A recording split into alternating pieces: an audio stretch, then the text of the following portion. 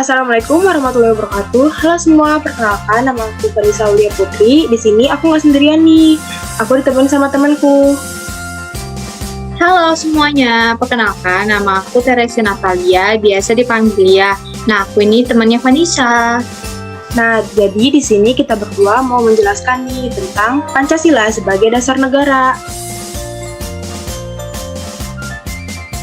Menurutmu nih, Li, pengertian dari Pancasila sebagai dasar negara itu apa sih? Nah, pengertian Pancasila sebagai dasar negara diperoleh dari alinea keempat pembukaan Undang-Undang Dasar 1945 dan sebagaimana tertuang dalam Memorandum DPR GR 9 Juni 1966 yang menandaskan bahwa Pancasila sebagai pandangan hidup bangsa yang telah dimurnikan dan dipadatkan oleh PPKI atas nama rakyat Indonesia menjadi dasar negara Republik Indonesia.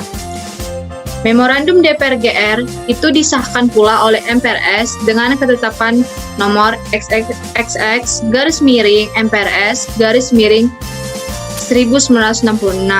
yang menegaskan kedudukan Pancasila sebagai sumber dari segala sumber hukum atau sumber dari tertib hukum di Indonesia.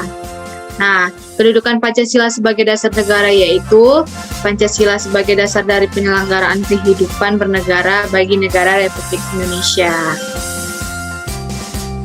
Nah, menurut kakak Vanessa juga, bagaimana kedudukan Pancasila sebagai dasar negara? Boleh dijelaskan, Kak?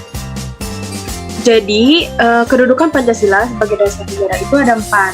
Yang pertama, Pancasila sebagai dasar negara adalah sumber dari segala sumber hukum atau sumber tertib hukum di Indonesia. Yang kedua, Pancasila merupakan asas kerohanian tertib hukum Indonesia yang dalam pembukaan Undang-Undang Dasar 1945 dijabarkan dalam 4 pokok pikiran. Yang ketiga, mewujudkan cita-cita hukum bagi hukum dasar negara, baik hukum dasar tertulis maupun tidak tertulis. Dan yang terakhir, Pancasila mengandung norma yang mengharuskan Undang-Undang Dasar 1945 mengandung isi yang mewajibkan pemerintah dan penyelenggara negara termasuk penyelenggara partai. Nah, menurutmu nih, Li, Pancasila tuh punya fungsi nggak sih? Nah, Pancasila itu punya fungsinya itu ada 4. Yang pertama, Pancasila sebagai pedoman hidup, yang dimana Pancasila berperan sebagai dasar dari setiap pandangan di Indonesia. Pancasila haruslah menjadi sebuah pedoman dalam mengambil keputusan. Nah, yang kedua, Pancasila sebagai jiwa bangsa. Pancasila haruslah menjadi jiwa dari bangsa Indonesia, yaitu merupakan jiwa bangsa yang harus terwujud dalam setiap lembaga maupun organisasi dan insan yang ada di Indonesia. Yang ketiga, Pancasila sebagai kepribadian bangsa. Kepribadian bangsa Indonesia sangatlah penting dan juga menjadi identitas bagi bangsa Indonesia. Oleh karena itu, Pancasila harus diam dalam diri tiap pribadi bangsa Indonesia agar bisa membuat Pancasila sebagai kepribadian bangsa. Yaitu ada Pancasila sebagai sumber hukum. Pancasila sebagai sumber hukum dari segala sumber hukum yang berlaku di Indonesia. Atau dengan kata lain, Pancasila sebagai dasar negara tidak boleh ada satupun peraturan yang bertentangan dengan Pancasila. Yang terakhir, Pancasila sebagai cita-cita bangsa. Pancasila yang dibuat sebagai dasar negara juga dibuat untuk menjadi tujuan negara dan cita-cita bangsa. Kita sebagai bangsa Indonesia haruslah mengidamkan semua negara yang punya Tuhan Yang Maha Esa, punya rasa kemanusiaan yang tinggi, bersatu serta solid, dan selalu bermusyawarah dan juga munculnya keadilan sosial. Nah, Pancasila sebagai pandangan hidup. Menurut Vanessa, apa sih Pancasila sebagai pandangan hidup itu? Boleh dijelaskan? Jadi, Pancasila sebagai pandangan hidup itu terdiri dari 3. Yang pertama, kekokohan dan tujuan. Setiap bangsa yang ingin berdiri kokoh dan mengetahui jelas ke arah mana tujuan yang ingin dicapai memerlukan pandangan hidup. Dan yang kedua, pemecahan masalah. Dengan pandangan hidup, suatu bangsa akan memandang persoalan yang dihadapi dan menentukan cara bagaimana memecahkan persoalan. Dan yang terakhir, pembangunan diri.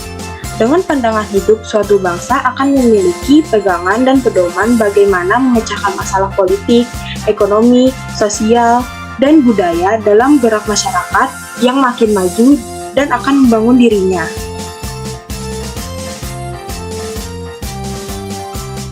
Nah, menurutmu Diri, aktualisasi Pancasila dalam kehidupan itu ada berapa sih? Dan itu apa aja?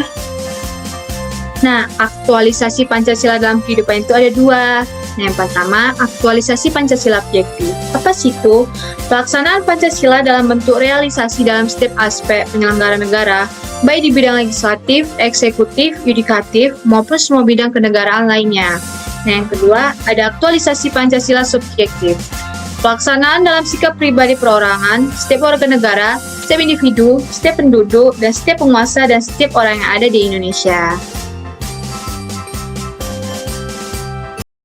Nah, itu dia tadi semua materi-materi Pancasila sebagai dasar negara. Gimana nih menurut Vanessa? Materinya banyak ya, Li, ternyata. Ternyata tuh Pancasila sebagai dasar negara tuh bukan cuma sebagai dasar negara aja gitu. Ada fungsinya juga, terus ada aktualisasinya juga.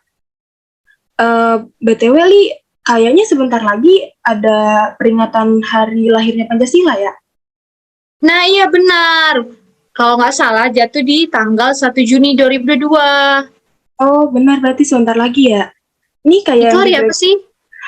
hari Selasa kayaknya. Oh iya, Ini kayak yang nih, coba ya. background kita lucu ya. Lucu banget. Lucu. Jadi itu dia materi dari kita berdua. Terima kasih untuk semuanya. Maaf jika ada kesalahan-kesalahan kata ataupun semuanya. Terima kasih. Wassalamualaikum warahmatullahi wabarakatuh. Terima kasih. Terima kasih.